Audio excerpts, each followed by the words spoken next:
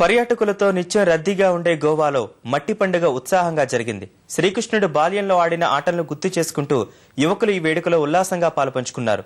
సందర్శకులు సైతం స్థానికుల సందడికి జత కలిశారు. సముద్ర తీర అందాలతో సందర్శకులను ఆకర్షించే గోవాలోని మార్సెల్ నగరంలో మట్టి పండుగ సందడిగా సాగింది. విశాలమైన బహిరంగ ప్రదేశంలో ఏర్పాటు చేసిన బురదమట్టి మడుల్లో స్థానికులు ఉత్సాహంగా ఆటలాడారు. యువత భారీ సంఖ్యలో హాజరయ్యారు. చివరగా ఉట్టికొట్టే కార్యక్రమాన్ని నిర్వహించారు.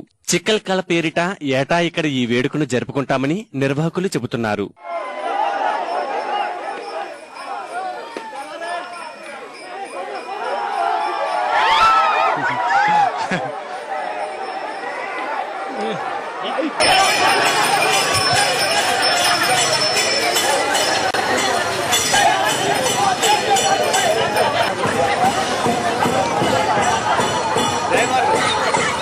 శ్రీకృష్ణుడు బాల్యంలో మిత్రులతో కలిసి తరచూ ఈ ఆట ఆడేవాడని స్థానికుల విశ్వాసం.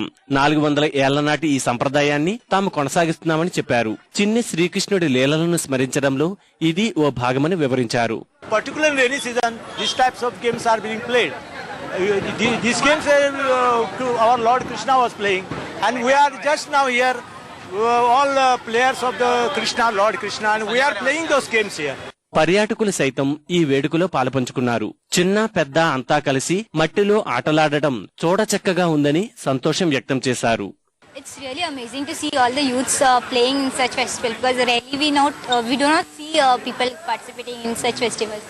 It was very crazy to see these people over here. It was very nice.